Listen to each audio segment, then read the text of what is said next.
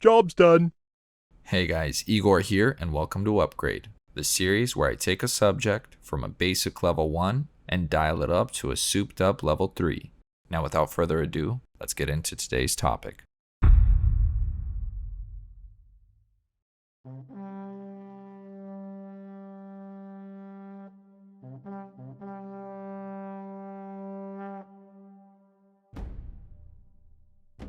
So, let's talk Gladiators, starting with our level 1, very inexperienced and young fighter. As you can see, his armament kind of reflects that. His Lanista has not yet deemed it worthwhile to invest more into him. So we see our Gladiator sporting a pilum, which is a javelin-like short spear. The short spear allows for a less experienced fighter to still be very effective in combat. To protect himself from people that rush him and get past the spear, the Gladiator is wearing a wooden buckler, which is a small shield. It's not going to stop much, but it's better than using your hand. When it comes to headgear, the Gladiator is sporting a variant of the Roman army helmet. These would be common to find, and you can make tweaks and adjustments to it to better fit the arena.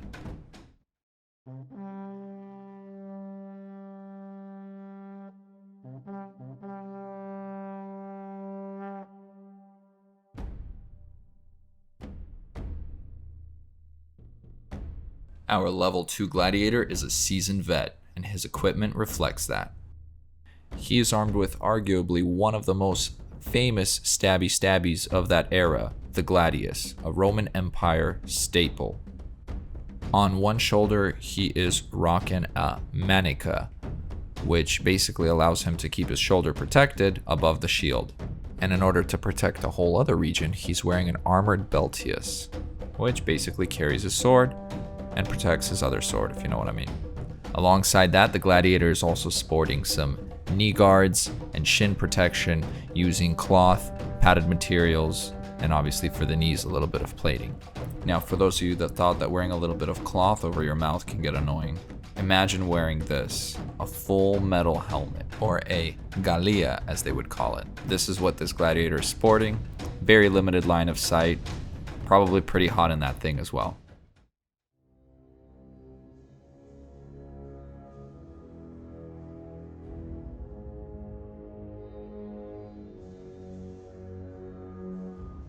I imagine the level 3 Gladiator to be legendary status.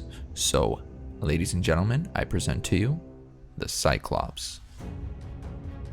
His design is loosely based on a real-life gladiator, the Demachirus Gladiator, which basically means bearing two knives. As you can see, he is dual-wielding two spathas, which are a slightly longer version of the gladius. Wielding two swords obviously prevents you from being able to hold up a shield. This is where the manica comes in. It's a sleeve covering of overlapping plates which allow the user to still have some mobility while protecting himself from cuts and pierces from their opponent. Now moving on to my favorite part of this Gladiator's equipment, and that is his custom helmet, which is specifically painted with this white circle for the opening flap, so that from far away it might look like a big eyeball, which is how I imagine he got his name. Now moving below his armored beltius, you see that he's wearing armored greaves and a skirt. This is to further protect him from his lack of shield while being very aggressive with his dual spathas.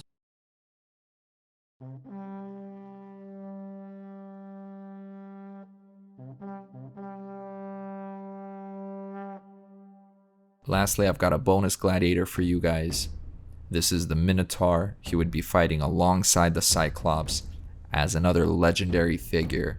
He's got the bull helmet, the bull emblem on his belt, that heavy double-sided battle axe, which would absolutely cleave through any and all of his opponents, as well as really thick metal greaves, which might resemble bull hooves, give him a little bit more leg power, and I gave him a fur coat to help illustrate the design decisions of turning a mythical creature which was a half man, half beast into a gladiator.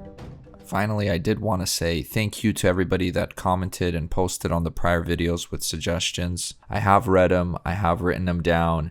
I'm going to be implementing more and more of those ideas going forward and testing out things to see how well they fit in.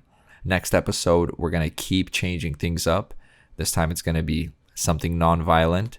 So stay tuned for that. If you do like the content, be sure to subscribe. Thanks for watching and hope you have a good one.